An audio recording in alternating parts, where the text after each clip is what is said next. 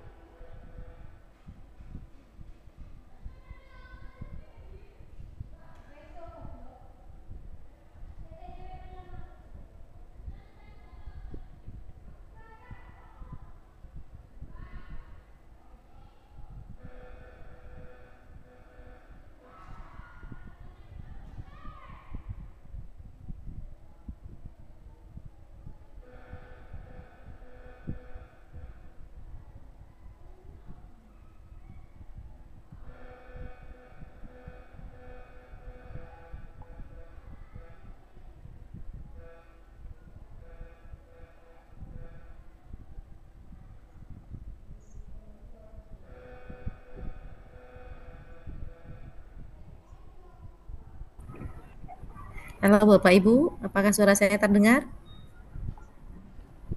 Halo, Dengarku halo Bapak Ibu. terdengar. Oke, sambil menunggu Pak Badrul Kamal dari Lote, beliau sedang OTW masuk ke Zoom. Ini belum. Halo Pak Badrul. Halo, Oh ya, ini Pak halo, Badrul. iya, Iya Pak Badrul. Boleh kameranya Pak Badrul di boleh sebentar. ya. Foto iki tak gawe. Iya. Komputernya enggak. Ini tak gawe. Iya, baik. Eh, Baik Iya, Bapak Ibu, ya Pak Badrun. Baik Bapak Ibu, selamat siang. Assalamualaikum warahmatullahi wabarakatuh. Waalaikumsalam warahmatullahi wabarakatuh. Yang waktu Indonesia Barat masih pagi kayaknya di sini baru jam 11 pagi apa siang ya. Baik Bapak Ibu, berjumpa lagi di sesi yang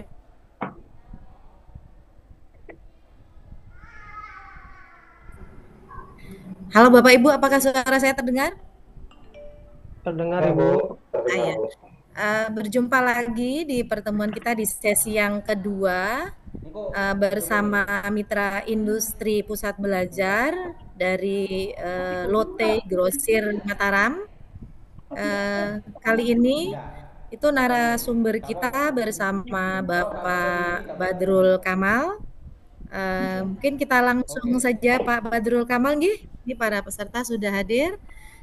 Untuk lebih jelasnya nanti tentang bagaimana di Lotte, Bapak Ibu bisa tanyakan, tapi sebelumnya akan dipaparkan dulu mengenai company profil dari Lotte dan lain sebagainya. Gimana nanti Bapak Ibu guru magang di Lotte. Kepada Pak Badrul kami persilahkan. Ya, untuk materinya Pak G. Boleh. Ya. Oke. Apakah sudah kelihatan Bapak Ibu? Sudah, Bu, sudah. Sudah kelihatan. Sudah, Bu, sudah Di situ kelihatan. lagi kosong saya sendirian. Tahu tadi dia kemana? Oke. Tadi ada si dua pagi-pagi. Terus dia bilang mau makan. Lagi makan kayaknya. Silakan Pak Badrul bisa Baik, memulai. selamat pagi ya, mungkin untuk daerah barat ini masih jam 10 ya. Kalau kita di sini masih jam 11 menuju waktu siang. Nah, untuk pertama-tama perkenalkan, nama saya Badrul Kamal. Badrul Kamal, saya di Lotte Grosir Mataram.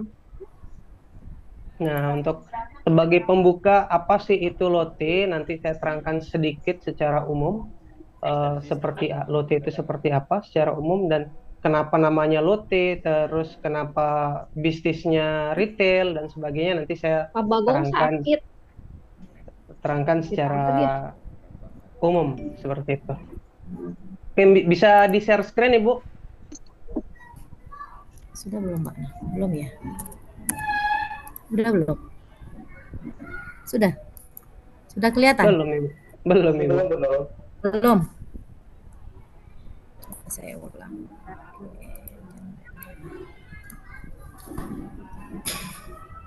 Bagaimana? Sudah kelihatan? Oke. Halo? Sudah. Oke. Sir, ada Bu Retno, SMA 1, Tamalan, ada Teh Elis, Bu Eli. Ayo, nggak kelihatan. Mana yang suara? Saya nggak bisa lihat soalnya. Ditambah.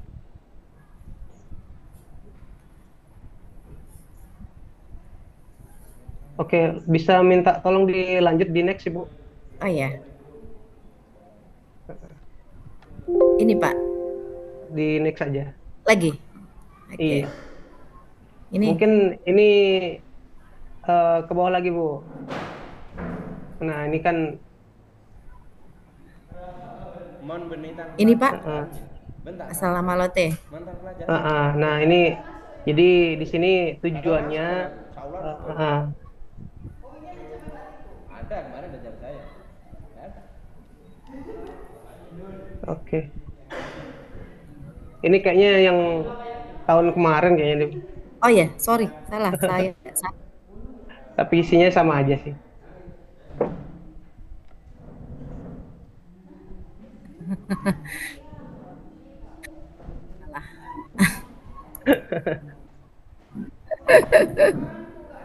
ya tadi kebetulan buka. Gimana Nah, sekarang ini Pak? dia. Sudah. Iya, sudah yang ini. Oke. Langsung ke slide 4 aja. Slide 4 aja Ibu. Slide 4. Oke. Iya. Iya. Oke, bisa di fullin Ibu, minta tolong. Sudah Pak? Iya, sudah yang ini Bu. Sudah dipulkan? Oke. Oke. Oke, baik ini kalau saya bilangnya rekan-rekan aja ya, Bapak Ibu sekalian ya. Nyebutnya rekan-rekan aja. Nah, ini asal-usul nama Lotte, ini kenapa namanya Lotte? Karena dulu pendirinya yang Mr. Sin namanya, itu cita-cita ingin menjadi penulis, Bapak Ibu rekan-rekan sekalian. Jadi saking pinginnya jadi penulis, jadi ya haruslah ini ya, apa namanya? Rajin-rajin membaca gitu kan. Nah, karena kesenangan yang membaca dan cita-citanya menjadi penulis, akhirnya beliau si pendiri Lotte ini sangat suka dengan novel yang berjudul The Sorrow of the Young Werther ya. Ini di dalamnya ternyata ada karakter yang namanya Charlotte. Nah, bisa dilanjut Ibu. Next slide Bu.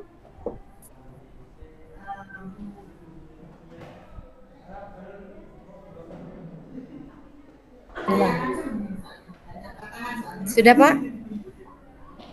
Iya, bisa dilanjut Ibu. Di next. Ini. Kelihatan nggak Pak? Screen Bu, belum Sudah? bisa screen. Belum bisa screen. Belum share screen. Ini anu lagi kayaknya. Oh, internet saya Pak. Internetnya timbul tenggelam, maaf Pak.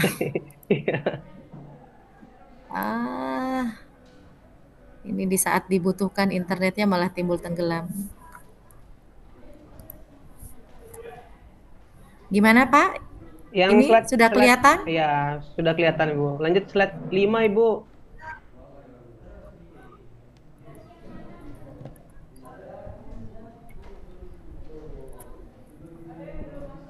Slide 5 Pak ya? Iya. Yang ini Pak. Iya. Nah, di sini Bapak Ibu sekalian ini ikon wanita yang penuh cinta katanya ini Bapak Ibu sekalian, di mana karakter dari si novel tersebut ini karakternya cinta untuk keluarga dan seluruh dunia. Jadi sikap dan sifatnya itu sangat menyentuh dari pendiri Lotte ini gitu. Dari cinta untuk keluarga dan seluruh dunia, peduli pada sosial minoritas, keputusan secara intelektual, penuh semangat dan bersosialisasi dan jujur. Ibu, ini share screen-nya hilang lagi. Sebentar Pak, saya ganti internet dulu. Siap Bentar, Ibu. Ya Allah.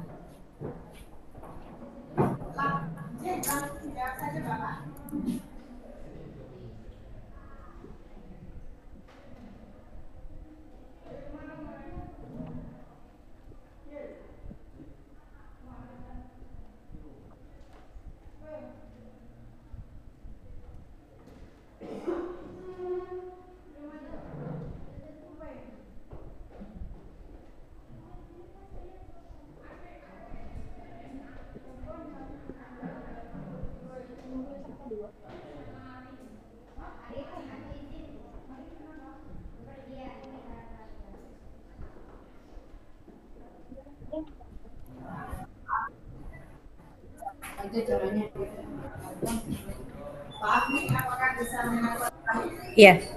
Sekarang Oke. sudah Pak Badrul? Baik, Ibu, Iya, lanjut mohon ke maaf Pak ya. Mohon maaf Bapak. Iya. Gak apa-apa Ibu. Nah, saking cintanya sama karakter Charlotte ini sehingga pada saat dia mendirikan perusahaan, akhirnya dari Charlotte ini hanya belakangnya saja yang diambil Bapak Ibu. Charlotte kan tulisannya Charlotte gitu, dimana Charlotte. Jadi hanya Lotte-nya saja yang diambil karena kecintaan dari istilahnya karakter fiktif dari novel tersebut gitu. Next Ibu. Bisa lanjut Ibu. Udah, Bi.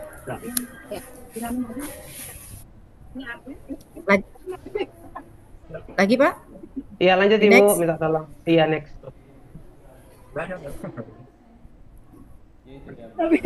Iya, bisa nanti dibungkus. Kan makan bareng-bareng.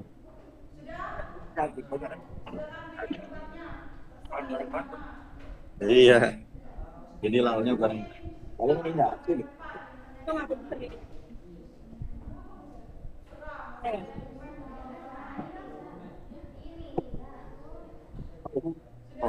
Ada yang abang pakai es satu dulu. Pasti itu pakai es.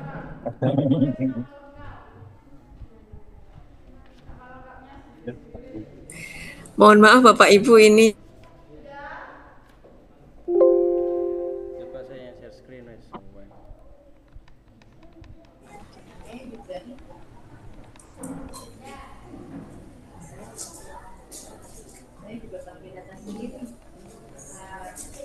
Apa ininya yang HP laptopnya ya? suaranya. Memang suaranya. Mohon maaf, sinyal saya juga. Atau biar lancar, ada yang bantu peserta ya?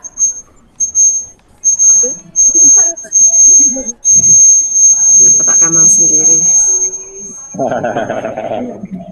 Makan-makan. Boleh kami bantu Bu Nurul untuk kami screenkan. Iya. Slide-nya sudah kirim kedua Bapak Ibu boleh membantu. Ini ternyata sinyal saya walau pakai data sendiri juga timbul tenggelam. Suaranya HP ya?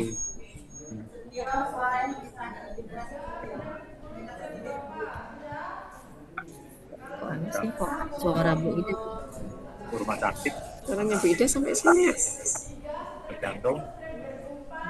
Jam 12 malam. Tindakan. Ini ditanya Umi. Halo, boleh salah satu peserta Bapak Ibu? Udah, dia cuma masih kecil. Boleh kami bantu Bu Nurul, Bu An. Oke, saya hentikan berbagi. Pak biasa ya? Oke.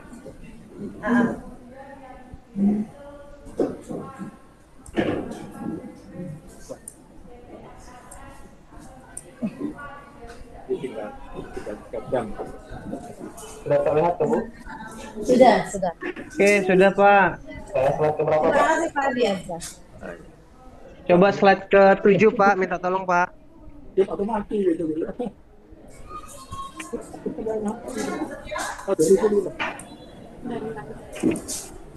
Oke, Pak. Mungkin bisa. Oke, terima kasih banyak Pak. Oke, boleh kita lanjut Bapak Ibu sekalian? Silakan Pak Badrul. Iya, kita lanjut ya Bapak Ibu ya. Oke. Terdengar suara saya Bapak Ibu? Dengar jelas Pak. Oke, siap. Kita lanjut. Ini profil dari Shen Kyuk-ho. Ini pendiri dari Lotte ya. Nah, ini dia lahir 4 Oktober ya. Ini pindah ke Jepang usia 20 tahun, terus lulus dari sekolah Waseda High School Department of Chemistry ya, tahun 1944, 46 lalu mendirikan Hikari Specialty Chemical Lab di Jepang. Terus akhirnya karena kondisi Perang Dunia pada saat itu, akhirnya memulailah investasi di Korea dengan mendirikan Lotte Confectionery Co. Ltd ya. Nah, sampai akhirnya 2008 menjadi Chairman of Lotte Group Korea. Nah, lanjut Pak.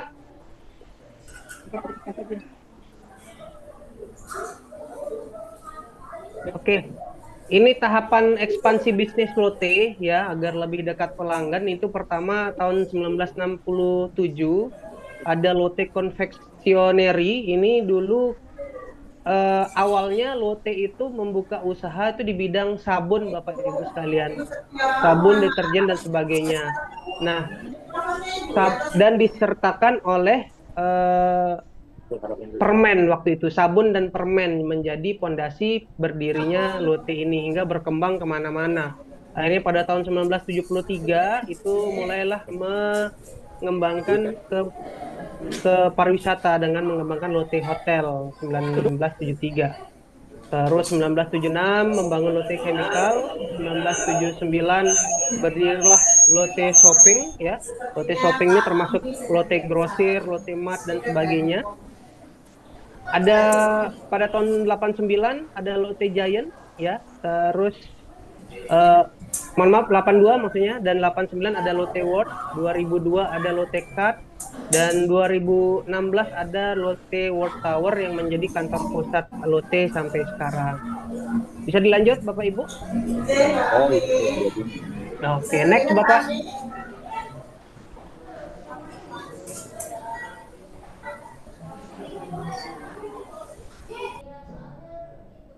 Oke, bisa sebelumnya Pak? Yang sebelumnya Pak? Oke.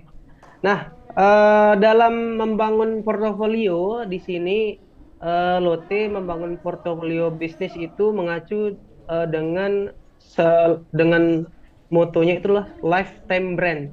Jadi maksudnya adalah semua usia, semua kalangan dari bayi sampai kakek nenek itu produk yang buat oleh Lotte itu dibutuhkan dari anak-anak sampai yang namanya orang dewasa dan kalangan lansia gitu. Nah, ini produk-produk yang diharapkan menjadi lifetime brand. Jadi semua produk yang dihasilkan oleh Lotte itu bermanfaat untuk semua kalangan. Nah, lanjut Pak.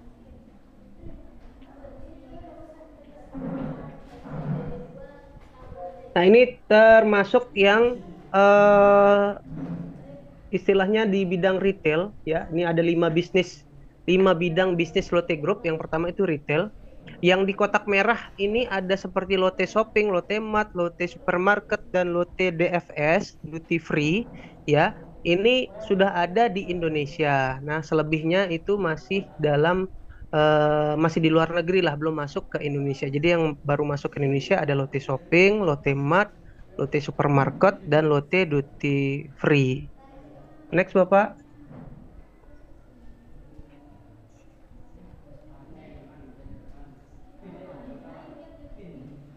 Oke, untuk di bidang petrochemical dan construction itu ada banyak sekali, ada 9 ya. Ini ada Honan Petrochemical, KP Chemical, Lotte Engineering dan Construction, Korea Fujifilm, Daisan MMA, Canon Korea Business Solution ya, dan seterusnya. Tapi yang ada di Indonesia pada saat ini adalah Lotte Aluminium yang kita kotakkan.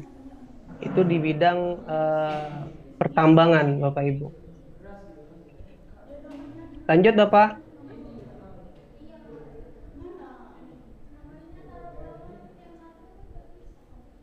Nah, untuk di bidang makanan ya kita ada Lotte Confectionery ya seperti permen, karet dan sejenisnya. Terus ada Lotte LHP Corporation, Lotte Celsung Beverage, Lotte Ham, Lotte Ria, terus Lotte Samkang. Wah, masih banyak lagi ya Bapak Ibu ya. Di sini ada 10 sub bidang ya dari bidang makanan yang Lotte luncurkan. Nah, untuk di Indonesia sendiri itu ada dua, Lotte Confectionery dan Lotteria. Nah, Lotteria ini biasanya ada di mall-mall, Ibu. Biasanya di mall-mall, dan untuk Lotte Confectionery itu biasanya seperti yang kita tahu eh, kalau untuk Lotte kita pasti mikirnya permen karet pada awalnya karena dulu padahal bahkan saya sendiri pada saat mengenal Lotte ya saya taunya Lotte itu permen karet. Nah, seperti itu, Ibu. Bapak Ibu. Bisa dilanjut, Bapak?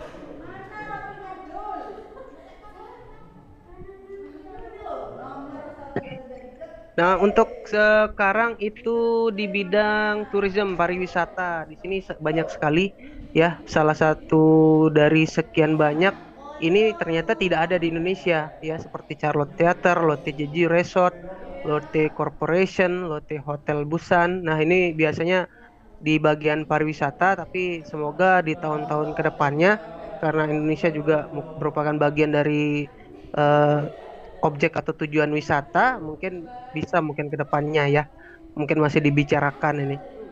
Oke, selanjutnya Bapak.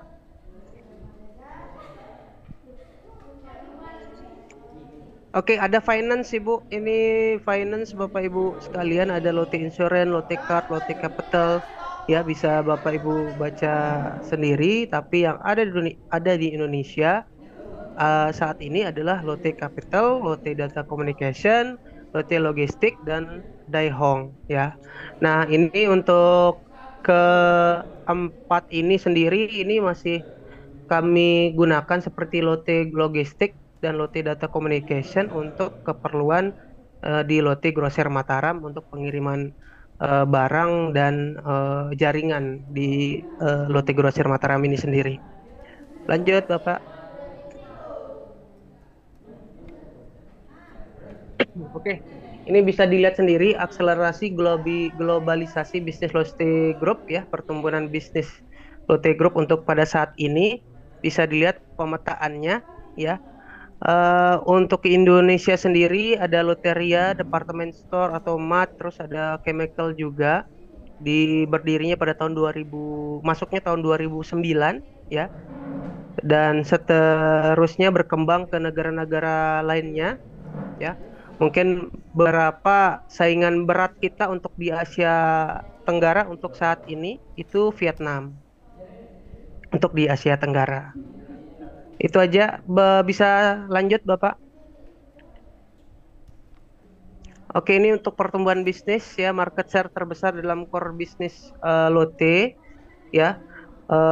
Ini syukur alhamdulillah ini semuanya pada 10 tahun, periode 10 tahun nih Bapak Ibu ya. Ini dalam posisi satu semua. Bisa dilihat ini konvektor ini 41%, market share-nya terbesar 41%, itu menduduki peringkat pertama. Ice cream, beverage, burger itu juga ternyata menduduki peringkat pertama untuk divisi food-nya, dan retail juga untuk consumer elektronik ya, itu 54%, itu terbesar. Terus untuk petrochemistry itu ada MEC ya, ini bahan pertambangan, ini 75%, itu kita posisi satu semua. Dan sisanya bisa dilihat sendiri. Ada untuk tourism itu duty free ya, ini termasuk seperti pusat pembelanjaan dengan konsep taman hiburan ya, ini 54% juga ya, tertinggi pertumbuhan bisnis Lotte Group dari 4 bisnis yang kami hadirkan. Bisa lanjut Bapak?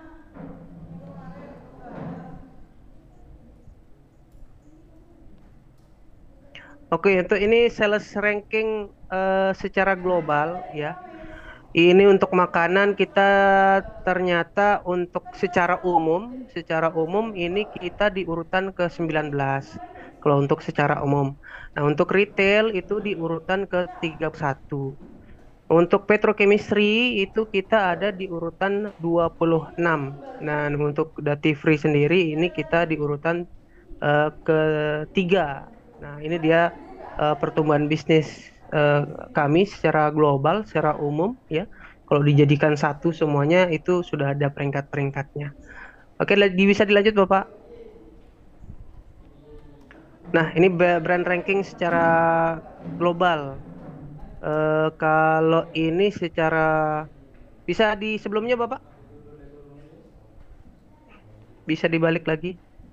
Oke, itu untuk sales ranking ya. Ini untuk sales ranking Bapak Ibu. Lanjut Pak. Nah, ini untuk sales ranking. Yang selanjutnya adalah brand ranking. Jadi istilahnya brand ranking ini image yang kita image yang kita bangun. Istilahnya kita brandingnya seperti apa, ternyata sudah ada peringkatnya nih. Nah, untuk Asia Pasifik sendiri brand ranking kita itu di peringkat 17 untuk kategori makanan. Nah, iya. Nah, untuk secara global, yang tadi kan secara Asia Pasifik ya. Untuk secara global ini seluruh dunia ini kita masih di bawah Nestle. Nah, untuk secara negara per negara seperti Korea itu bisa dilihat itu urutan keempat. Untuk Jepang itu mungkin 1, 2, 3, 4, 5, 6, 7, 8, 9 urutan ke-10 ya untuk di Jepang. Untuk di Vietnam sendiri itu masih urutan keempat. Seperti itu Bu, untuk brand rankingnya, istilahnya pengenalan sejauh mana sih customer tahu Lotte itu seperti apa. Nah, lanjut Pak. Nah, ini secara umum nanti bagaimana sih pengelolaan persediaan kita seperti apa, proses permintaan barang seperti apa. Nanti saya jelaskan secara umum ya. Kalau secara mendetail mungkin nggak cukup 1 hari ya Bapak Ibu sekalian. Oke, lanjut Bapak.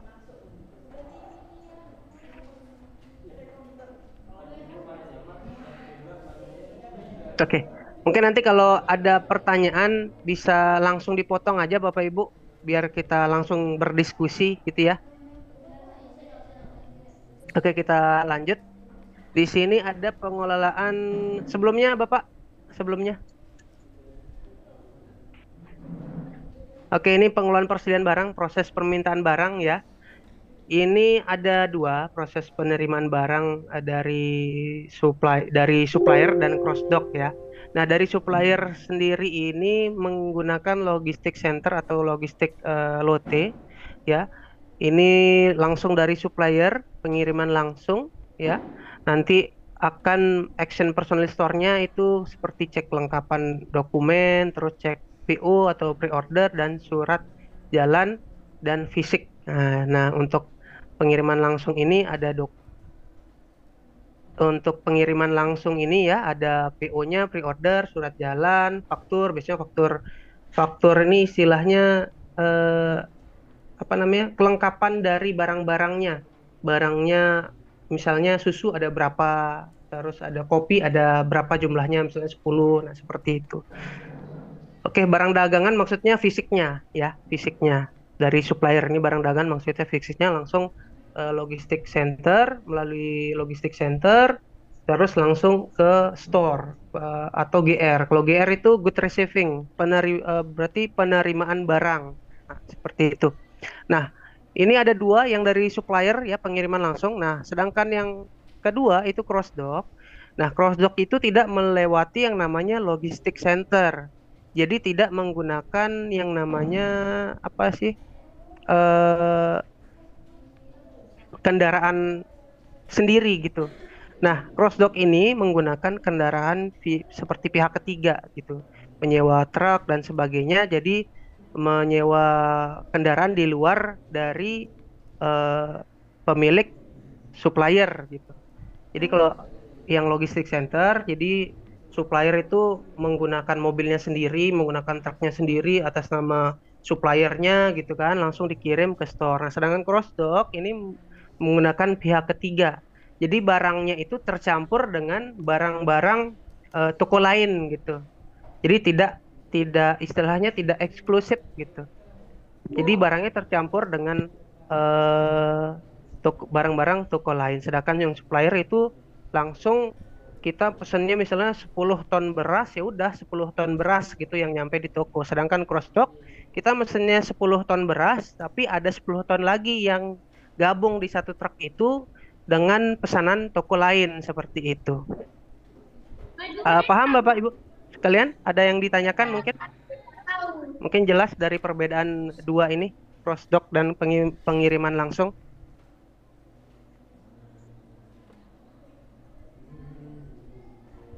Jelas Bapak Ibu ya? Ya Pak, sangat Oke. jelas, Pak. Oke, langsung lanjut kalau gitu. Nah, di sini setelah barangnya sampai, ada pergerakan pasti barang-barang yang ada di toko gitu ya. Nah, pergerakan barang di rak toko itu seperti ini. Jadi ada peran staf di situ. Peran staf ini berkaitan dengan barang stok di rak toko. Jadi barang dagangan yang baru datang disimpan di gudang, terus ada beberapa juga di refill atau di display ya, refill produk di rak. Terus kenali produk yang fast moving dan slow moving. Maksudnya fast moving dan slow moving itu kecepatan barang itu laku gitu ya, terjual gitu.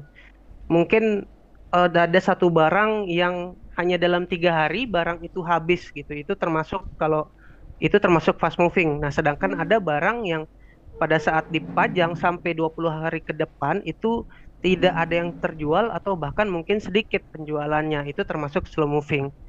Ya, bedanya seperti itu.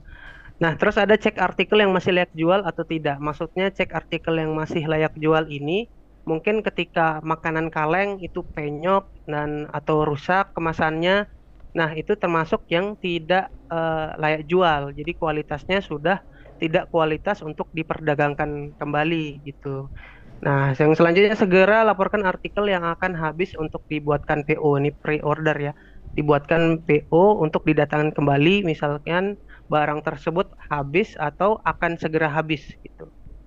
Nah, kalau di kita itu scrap ya, ini kayaknya salah ketik, harusnya SCRAP ya, scrap barang yang sudah tidak layak jual.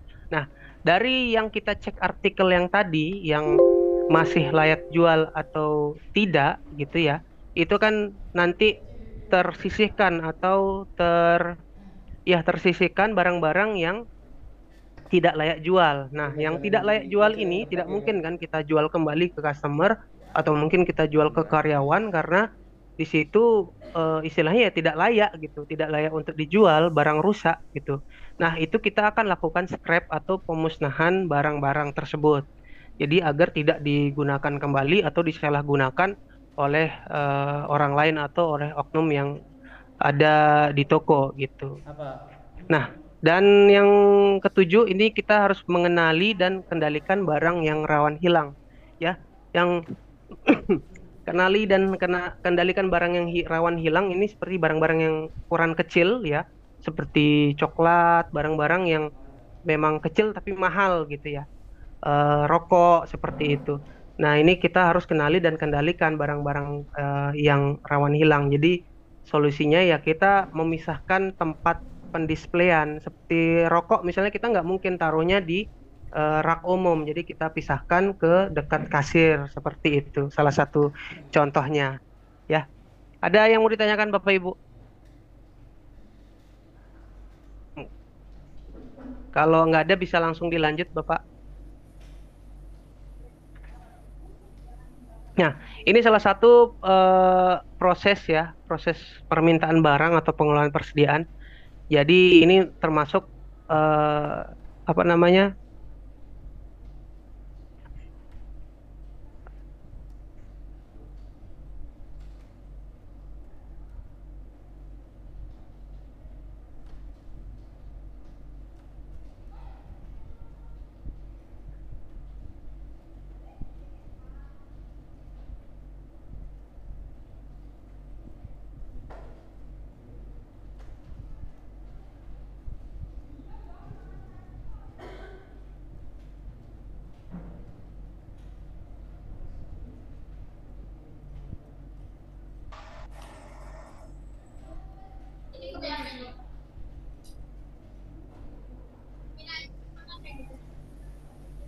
Halo Pak Badrul. Halo Pak Badrul. Terputus ini sepertinya Bu, nggak ada suaranya. Halo Pak Badrul. Iya, suaranya Pak Badrul. Iya, nggak ada suaranya. Halo Pak Badrul.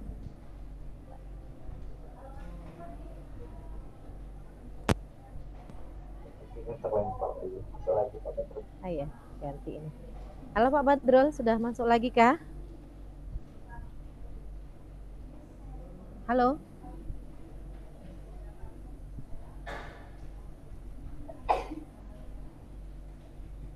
Halo Pak Badrul. Hilang lagi sini. Suaranya hilang. Pak, halo Pak.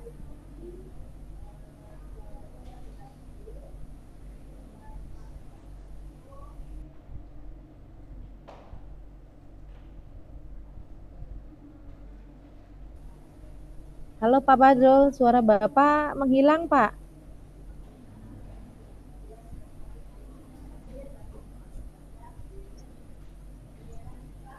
Pak Badrul. Kameranya Pak Badrul sepertinya kok nggak ada ya, Bu, ya itu hilang. Iya. Gambar kameranya nggak ada. Suarane rek sing mari poli rek semangat rek. Enggak kok, saya enggak deh. Enggak. Tapi enggak masuk gitu.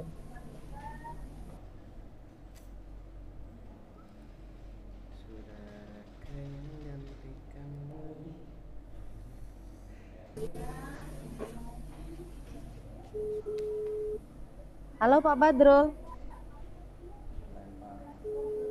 Ini di telepon juga bapaknya enggak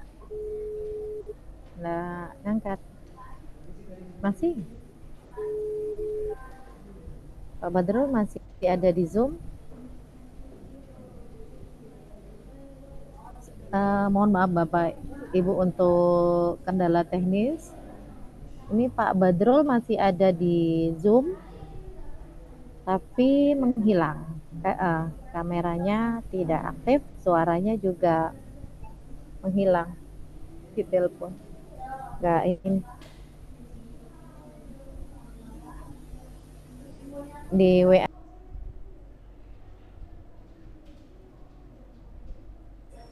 Mungkin bisa keluar dulu Pak Badrul, mohon maaf. Nanti masuk lagi gitu. Karena tidak ada kamera.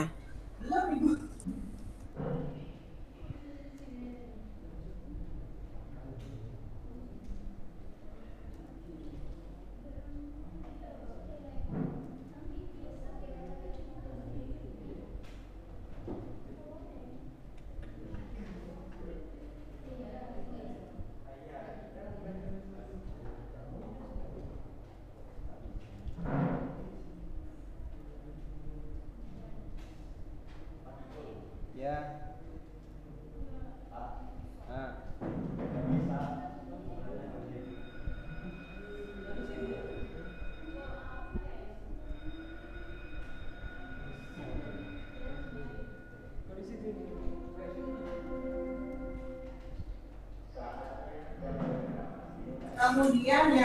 Mohon izin Bapak Ibu sambil menunggu Pak Badrul itu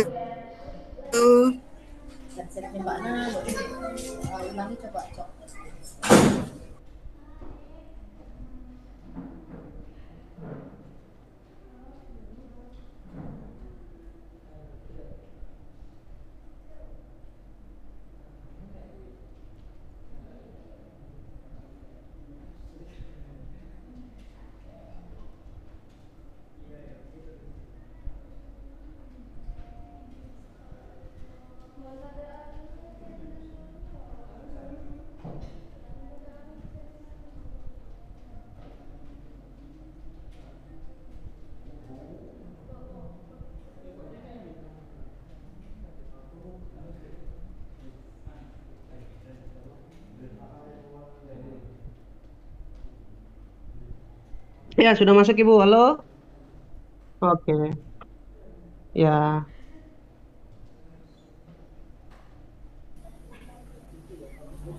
Halo Pak, iya silakan Pak. Halo Bapak Ibu. Mohon maaf ini ada kesalahan teknis ini. Kita lanjut ya Ibu ya, Bapak Ibu ya. Iya, silakan Pak Badrul. Iya, ini kita sebentar. Oke, ini jadi ada proses ini ya. Kita lanjut proses pengelolaan persediaan barang ya, permintaan barang. Ini peran staf yang tadi adalah juga selain memonitoring persediaan barang juga memberikan laporan ke atasan ya mengenai ketersediaan barang mana yang overstock atau melebihi stok ya atau yang sudah habis atau yang hampir habis seperti itu ya. Lanjut Bapak. Oke, ini kita lanjut ke proses pengeluaran barang. Tadi masuk, jadi sudah proses masuknya barang, terus proses stock management ya pada saat barang sudah ada di area toko, dan sekarang proses pengeluaran barang. Lanjut Bapak. Oke, di sini proses pengeluaran barang itu ada 3 ya. Barang dagangan keluar itu ada 3. Dibeli customer, retur ya, barang retur, barang dikembalikan supplier atau scrap. Nah, yang dibeli oleh customer ya biasanya kan ini tujuan bisnis ya. Tujuan bisnis kita adalah ya mendapatkan untung ya, barang yang dibeli oleh customer. Terus barang retur. Nah, barang retur ini biasanya barang-barang yang bisa dikembalikan ke supplier. Ini alasannya dikembalikan ke supplier itu ada banyak, dari kualitas yang sudah menurun atau sebentar lagi akan expired, atau barangnya kemasannya rusak, robek. Nah, itu apabila bisa dikembalikan maka akan kita kembalikan ke supplier. Nah, apabila tidak bisa dikembalikan ke supplier maka tindakan selanjutnya adalah kita musnahkan di tempat seperti itu. Oke, lanjut Bapak Ibu. Nah, lanjut penanganan barang bisa Pak. Nah, penanganan barang. Nah, penanganan barang secara stok. Sekarang ini kita pengenalan barangnya ya. Di sini ada 3 kategori. Yang pertama adalah dry food, fresh food, dan non food. Nah, di dry food ini Bapak Ibu bisa lihat sendiri seperti apa ya. Itu ada seperti snack, minuman, dan alat-alat seperti saus ya, saus bal, yang istilahnya bisa dibilang itu adalah dry food.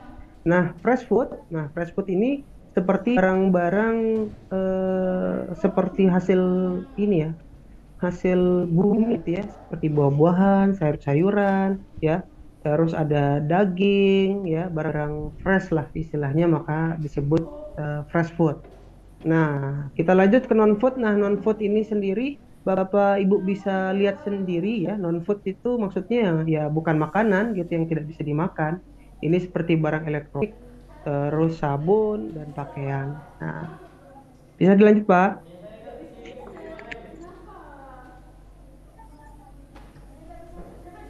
Nah, nih dari fresh food sendiri ini ternyata banyak, ini dari turunnya istilahnya sub-sub kategori ya pengen barangnya. Seperti di fresh food itu ada maksudnya ikan segar, ikan tawar, ikan laut, ikan beku, ikan kering ya. Dan di meat maksudnya daging segar, daging beku, daging impor, daging ayam, telur ya. Terus buah lokal, buah impor ya. Biasanya kalau buah impor ini didatangkan langsung dari berbagai negara ya. Ya paling di negara-negara sekitar kita di Indonesia ya, kebanyakan sih Australia, terus ada di Cina. Nah, itu biasanya paling sering mendatangkan buah. Terus ada vegetables ya, sayuran. Nah, ini sayur-sayuran ini biasanya kita memanfaatkan daerah sekitar. Jadi tidak sampai yang keluar dari luar negeri atau sampai luar pulau, karena untuk sayuran sendiri sangat sensitif untuk tingkat kualitasnya ya, menurun tingkat kualitasnya seperti itu. Terus ada dairy frozen ini produk susu, mentega, sosis ya, terus nugget dan lain-lain yang biasanya ini disimpan beku, produk olahannya beku seperti itu. terus ada bakery, cake, pastry, bread ya, terus ready to eat ya, biasanya singkat RTA, ya ini makanan dan makanan dan minuman siap saji ya. Bisa dilanjut Bapak Ibu. Nah, sekarang kita lanjut ke dry food ya. Tadi mungkin secara umum dry foodnya ya makanan-makanan kering gitu ya. Kalau dry kan kering food makan gitu secara awam kita terangkan. Tapi ternyata banyak sekali yang termasuk dry food. Bahkan di sini dry food ini masuk seperti healthy and beauty itu masuknya dry food gitu. Padahal itu kan tidak bisa dimakan gitu ya. Ini masuk kategori aja sebenarnya. Ya, seperti biskuit, snack, milk product ya, health and beauty, drink atau milk gitu ya, susu, jus, sirup, deterjen. Nah, itu padahal deterjen nggak bisa dimakan, tapi tetap aja maksudnya ke dry food. Nah, ini maksudnya hanya kategori saja gitu Bapak Ibu ya. Bisa dilanjut Pak?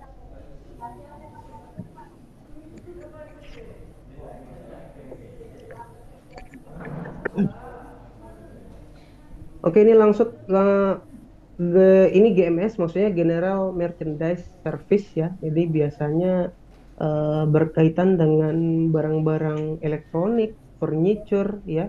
Terus perlengkapan pertukangan, berkebun, otomotif. Nah, itu masuknya GMS. Kalau ini istilah dulunya GMS, sekarang non food ya, non food. Jadi termasuk bahan yang apa namanya? Yang non food gitu, tidak dimakan lah istilah. Padahal di dry food tadi deterjen masuk gitu ya. Itu hanya kategori saja Bapak Ibu sekalian. Bisa dilanjut Bapak. Nah, ini hal-hal yang perlu diperhatikan dalam suatu produk ya. Pengenalan barang.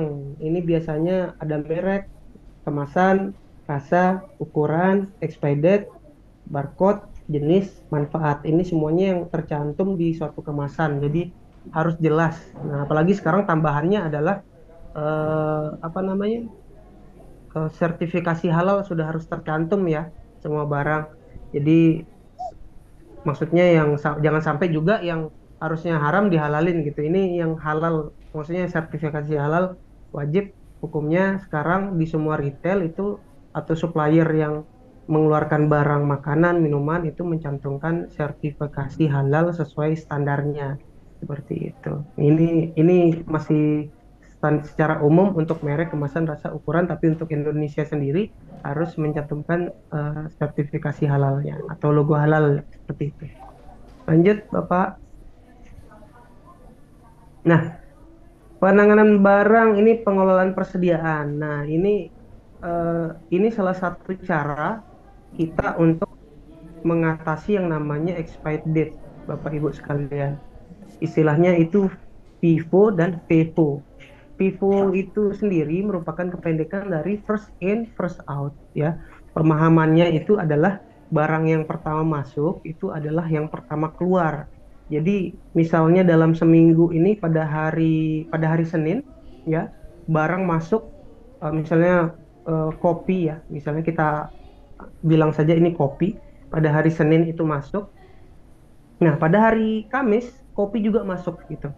Nah, jadi yang pertama di display adalah kopi yang masuk pada hari Senin. Nah, karena itulah maka disebut first in, first out. Karena biasanya yang pertama kali masuk biasanya dengan expired yang sudah lewat beberapa hari gitu. Jadi kita lakukan untuk yang namanya pengendalian barang expired. Sama dengan FIFO ya, kependekan dari first expired ya. First expired, first out. Jadi pemahamannya adalah barang yang masa kadaluarsanya lebih dekat, yang lebih keluar dulu. Nah, ini biasanya orang-orang Indonesia ini sudah paham sudah dengan ini. Jadi biasanya misalnya kalau dia belanja kemanapun pasti bagian, apalagi ibu-ibu ya, ini pasti bagian yang misalnya dalam deretan barang yang terdisplay pasti bagian yang paling belakang yang diambil gitu. Ini sudah kayaknya ini kalau untuk ibu sudah tidak berlaku lagi konsep first in, first out karena sudah rahasianya udah ketahuan gitu, seperti itu ya Bapak Ibu sekalian ya.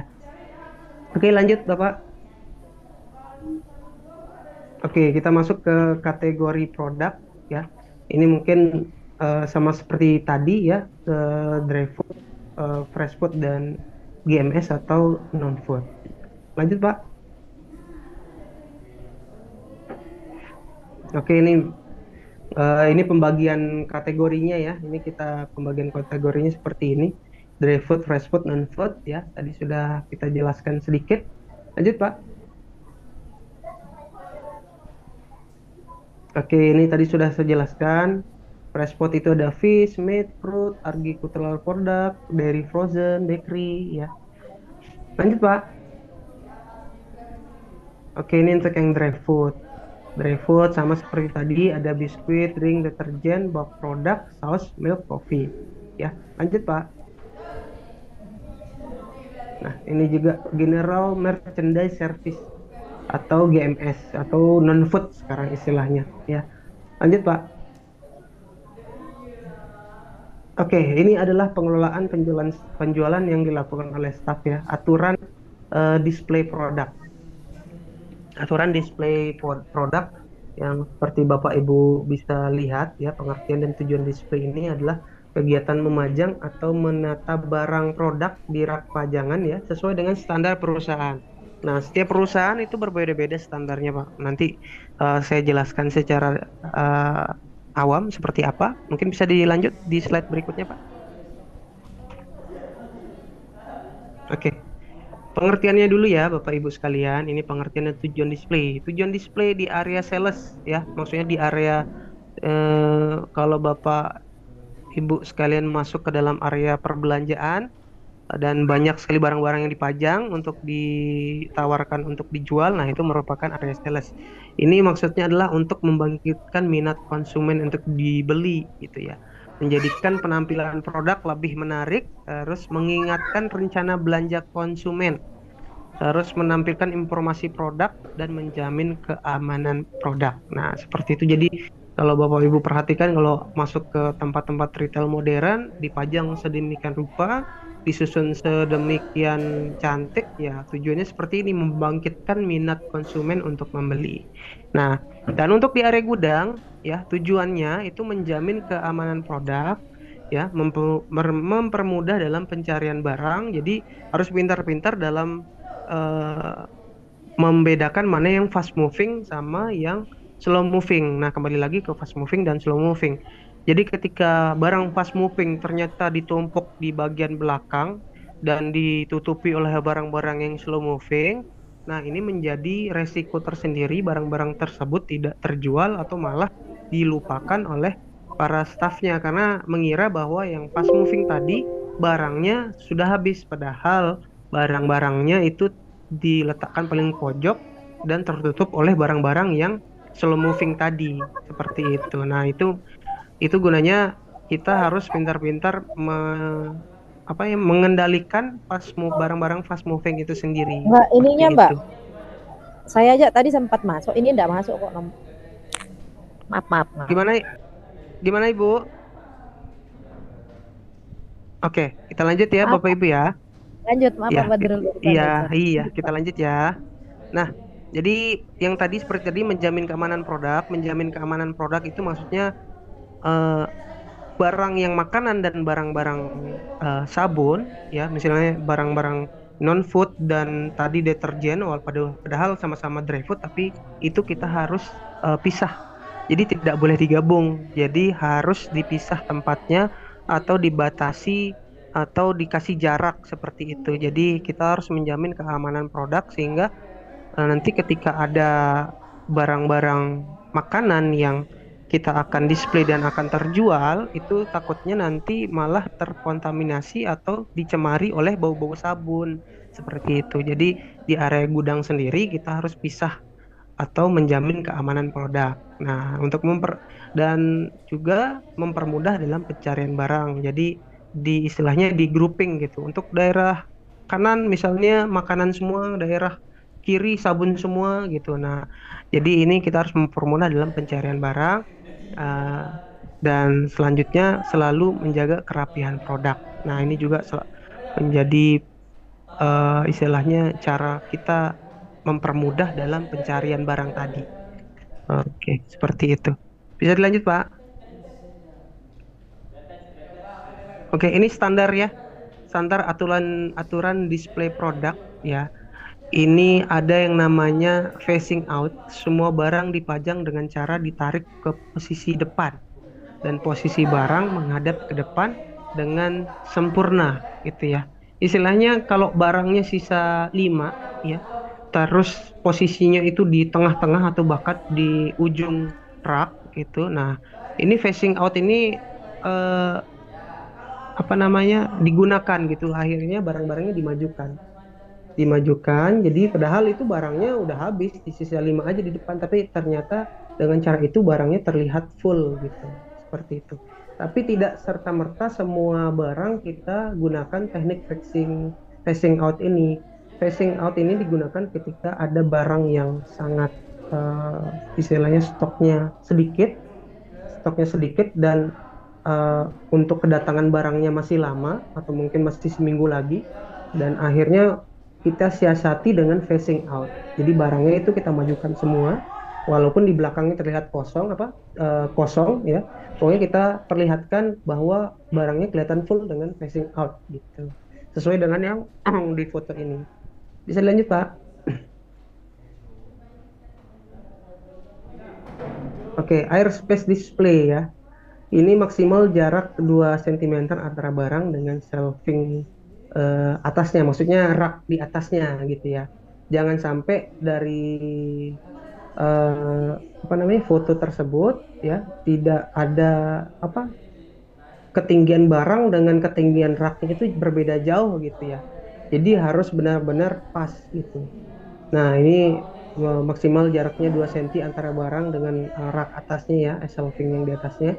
Terus gunakan dummy untuk meminimalisir airspace tersebut. Nah, maksudnya gunakan dummy adalah kita gunakan seperti istilahnya pondasi-pondasi atau barang-barang yang mungkin seperti kita kamuflasekan gitu ya. Kamuflasekan sehingga barang itu terlihat tinggi gitu. Jadi tidak ada jarak antara rak shelving atas dengan barangnya. Jadi kita gunakan kamuflase atau pondasi yang lebih tinggi sedikit, kita tutupi dengan agar terlihat menyatu dengan produk, baru kita taruh produknya di atas sehingga tidak ada jarak atau gap dari rak shelving atas dengan barang tersebut gitu. Oke, dilanjut, Pak.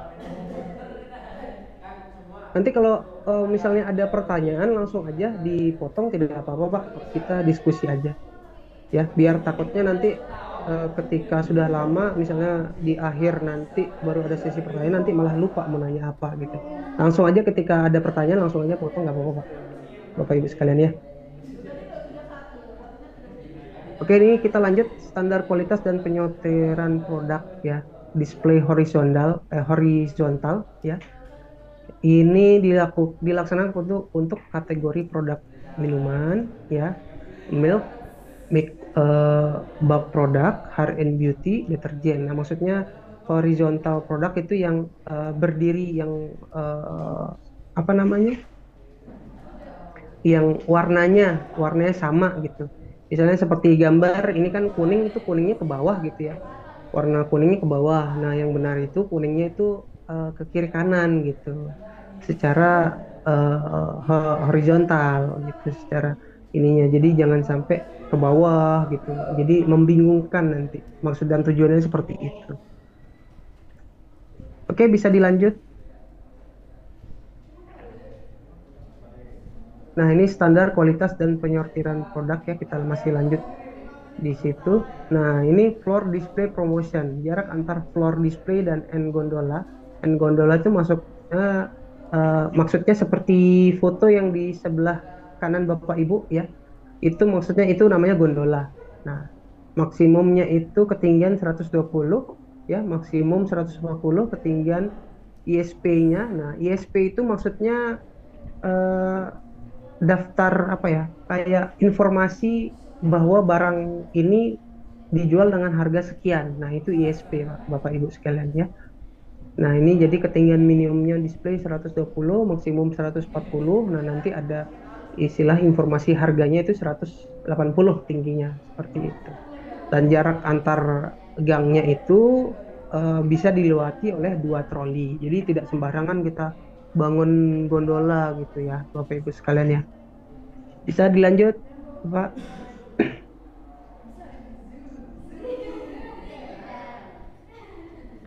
Nah, ini juga antar gondola ini ya. Kalau dia secara apa namanya? Antar floor ya, maksudnya jarak antar floor display itu 3 meter, tapi untuk gangnya itu 2 troli gitu ya. Itu jaraknya. Bisa dilanjut Bapak Ibu.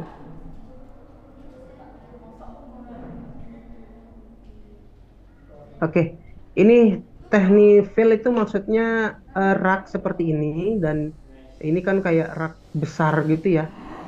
Nah, ini tidak boleh ada gap seperti tadi. Gap itu airspace itu tidak diperbolehkan, maksudnya dari segi kerapian juga kurang estetik ya. Jadi kelihatan bagus tuh kalau kelihatan full gitu ya.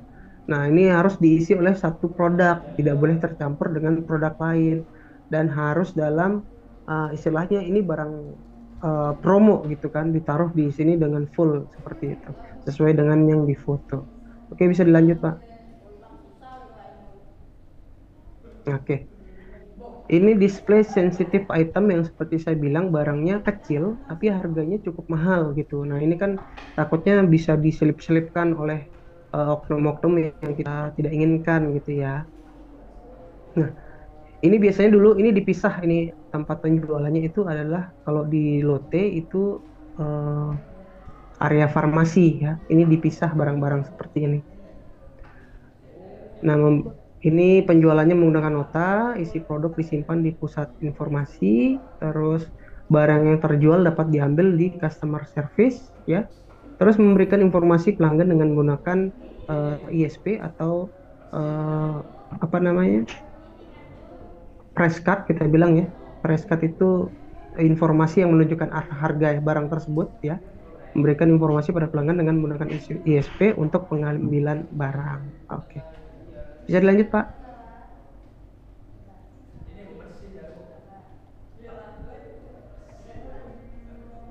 Oke, ini adalah aturan display produk, display wagon ya.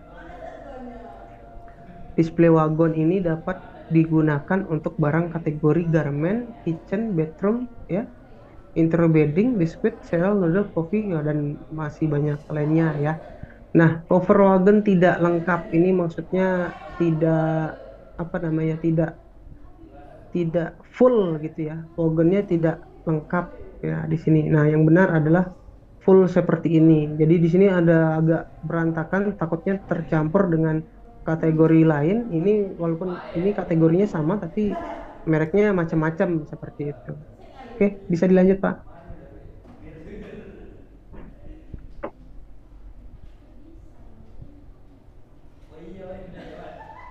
Oke, ini display barang yang sama dengan barang yang di rak atas ya, dan display harus menutup semua panel sehingga display rapi dan benar. Nah, sesuai foto ya Bapak Ibu, ini contohnya. Jadi yang di atas itu tidak boleh kosong. Jadi istilahnya disusun kembali dengan barang yang sama ya. Dan harus menutup semua panel, maksudnya panel itu yang di belakangnya itu harus ditutup. Jadi biar kelihatan full. Jadi intinya adalah konsepnya sebenarnya harus kelihatan full, itu aja sih Pak, Bapak Ibu sekalian. Bisa dilanjut Pak.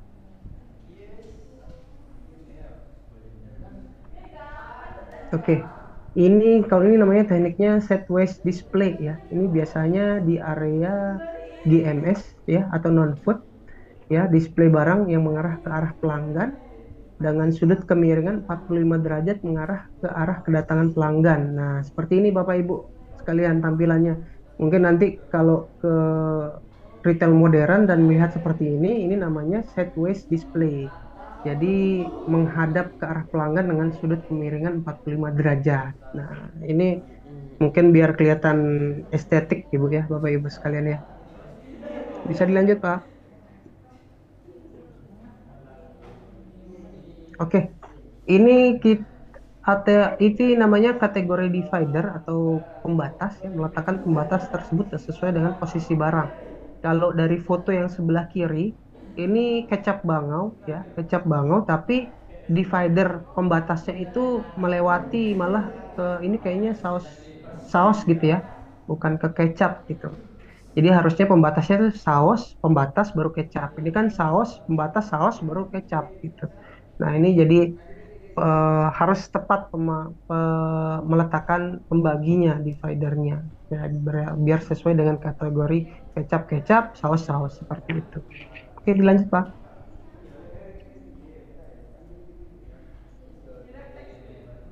Nah, ini kalau di lote aturan display produknya ya Pak ya. Ini mungkin nanti kalau datang jadi nggak kaget gitu, kenapa ada tanda panah atau gimana gitu kan, jadi sudah nggak perlu dijelaskan lagi seperti apa aturan ada panah-panahnya ini maksudnya apa sih gitu ya. Posisi istilahnya kalau kita dibilangnya ini posisi arrow ya, tanda panah itu terletak di kiri price card. Kiri price card ini maksudnya informasi harga ya, terletak di kiri price card. Nah, semua produk harus mempunyai satu arrow dan satu price card. Nah, dan untuk display regular display barang hanya satu barang digunakan satu arrow dan satu price card ya. Jadi satu barang satu price card gitu. Nah, untuk contoh yang salah itu seperti ini. Jadi yang di foto sebelah kiri ini karena barangnya di atas dan di bawah gitu ya. Maksudnya mungkin biar cepat gitu ya, tapi ini tidak dibenarkan. Jadi karena mungkin maksudnya dari yang memasang inilah biar cepat gitu. Jadi barangnya ini kan di atas dan di bawah rak. Jadi dipasanglah dua arrow dan satu press card. Sebenarnya tinggal dipasang aja satu arrow satu press card, di bawahnya lagi dipasang satu arrow satu press card gitu. Nah, ini juga mungkin menghemat atau gimana, yang salah ini dua press card tapi satu arrow-nya ya. Nah, yang benar ya satu press card satu arrow. Jadi informasinya itu jelas untuk customer, tidak ada celah di situ. Ya, seperti itu ya Bapak Ibu ya. Bisa dilanjut Bapak?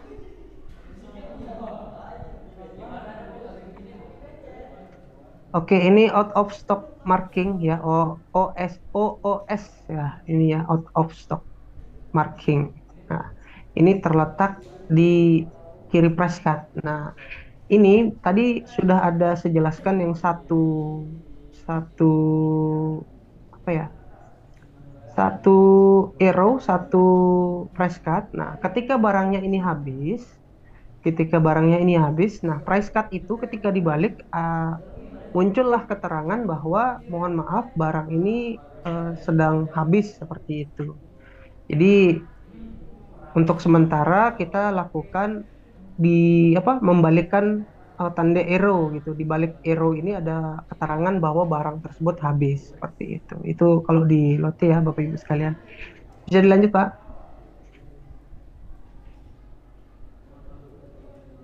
Oke, ini bisa kita lihat masih dalam out of stock marking ya, mana yang salah dan mana yang ini apa namanya? Oh, ini di hook ya, maksudnya di hook itu maksudnya yang di barang-barang yang digantung. Biasanya barang-barang digantung itu kayak pengharum ruangan atau pengharum mobil, itu displaynya digantung. Nah, ini seperti ini peletakannya Bapak Ibu sekalian ya. Oke, seperti itu ya, bisa dipahami ya Bapak Ibu sekalian. Bisa dilanjut Bapak, minta tolong. Oke, ini numbering, gunakan marking numbering seperti contoh di bawah ya. Ini secara umum aja ini numbering maksudnya posisi terletak di sisi price card ya. Ini maksudnya adalah apa ya, penomoran ini untuk tidak membingungkan dari segi data administrasi. Nah, dari administrasi ini nanti kita tahu bahwa nomor segini ternyata ada barang ini. Nah, seperti itu maksudnya Bapak Ibu sekalian. Makanya kami meletakkan number. Biasanya itu di ujung ujung rak ya, di ujung rak. Jadi biasanya nanti di misalnya kita buka data administrasi, misalnya di nomor 1, nomor 2 itu barangnya apa aja sih. Nah, itu kita bisa lihat seperti itu. Oke, lanjut Bapak. Kayak lagi di live.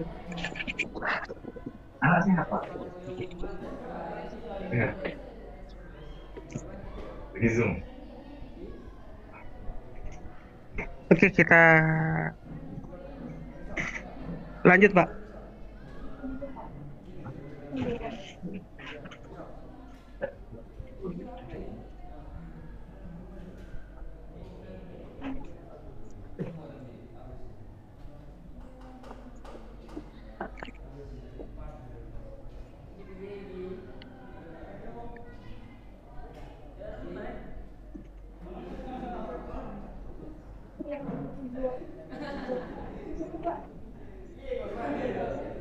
Oke, ini untuk display produk beras Bapak Ibu.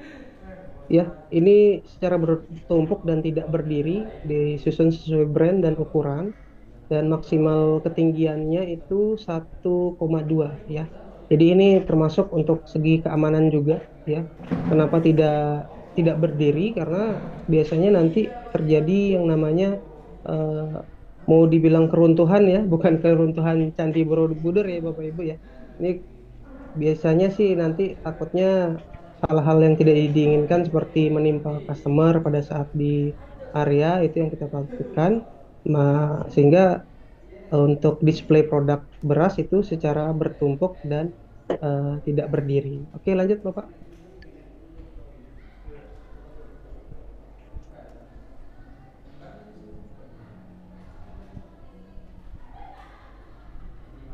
Oke, ini pengelolaan penjualan ya. Ini aturan display produk ya. Ini secara umum Bapak Ibu. Jadi kita siapkan alat-alatnya seperti planogram. Planogram ini tata letak barangnya sudah kita persiapkan. Jadi tidak usah bingung lagi untuk taruh barangnya di mana ya. Terus siapkan lap, terus biasanya ini kita siapkan lap.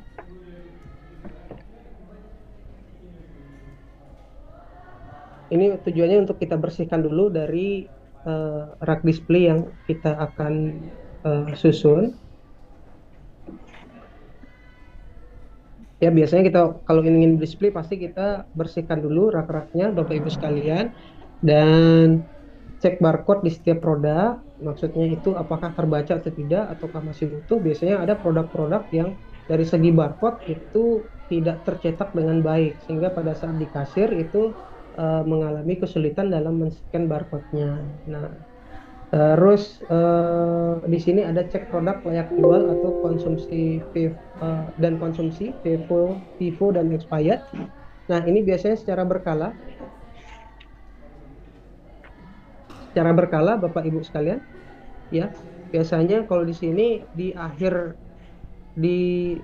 akhir closing ya, biasanya kita cek lagi produk-produk.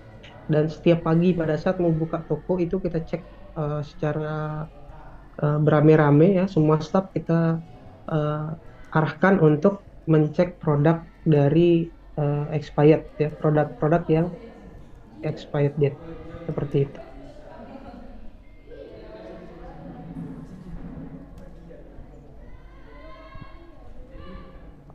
Oke, untuk pemeliharaan display ya, di sini masih berkaitan kayak ini, kita wanti-wanti yang namanya produk expired ya. Di sini kita harus full display mengikuti yang namanya planogram. Planogram itu susunan dari barang-barang yang sudah kita buat, sudah kita atur dalam pengaturan displaynya. Terus facing out ya. Kalau di sini facing out ya, itu kita depankan untuk kedua kedatangannya masih lama dan stoknya sudah sedikit, kita lakukan phasing out. Terus kita cek juga FIFO-nya ya, first in first out, first expired, dan produk cacat atau kualitas dari produk ya, produk expired, kebersihan, dan semua kategori dari dry food, non food, dan fresh food seperti itu. Bisa dilanjut Pak?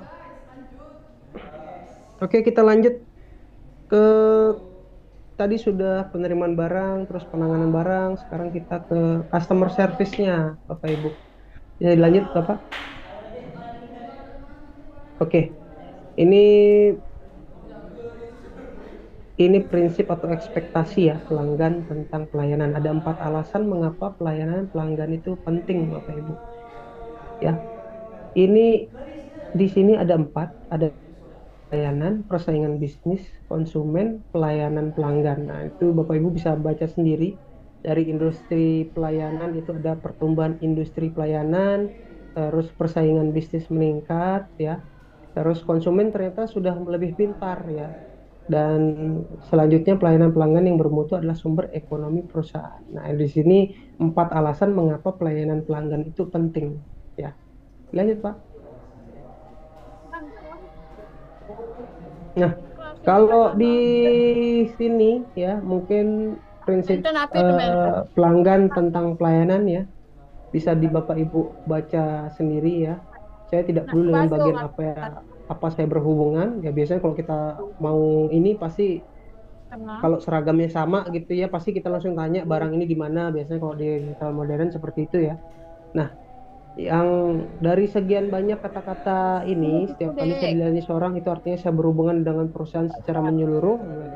Benar seperti itu karena misalnya secara awam ya kita dilayani dengan salah satu staf dan stafnya mungkin tidak melayani dengan sepenuh hati, itu langsung di kepala kita langsung memikirkan bahwa orang itu mewakili perusahaan itu gitu. Jadi karena orangnya seperti itu berarti perusahaan ini seperti ini gitu. Secara awal padahal itu kan hanya oknum atau mungkin banyak alasan-alasan lainnya dari staf tersebut kenapa bersikap seperti itu. Nah, dan dari segi pelanggan berpikir bahwa yang saya paham adalah saya ingin pelayanan yang cepat, tulus, ramah dan apapun yang saya inginkan gitu kan. Konsepnya adalah customer adalah raja gitu kan, seperti itu. Bisa dilanjut Pak? Nah, kalau di Lotte ya, di Lotte itu customer adalah kekasih. Nah, bisa dibaca sendiri ya Bapak Ibu sekalian, jika customer kita perlakuan seperti kekasih, seperti apa sih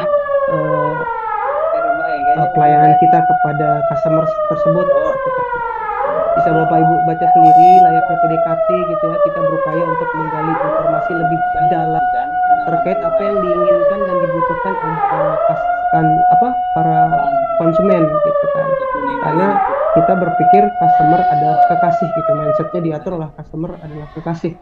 Karena biasanya adalah customer adalah raja gitu kan. Kalau di Lotte customer adalah kekasih.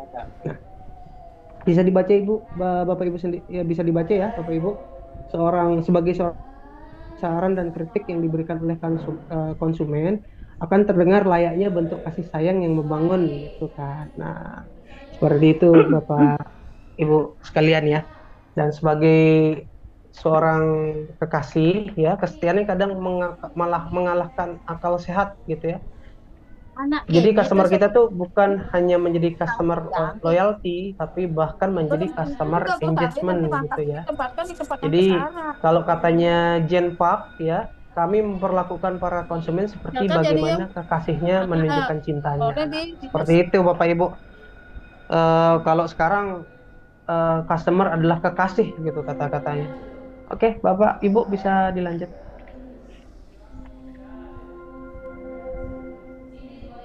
Oke, dilanjut Pak.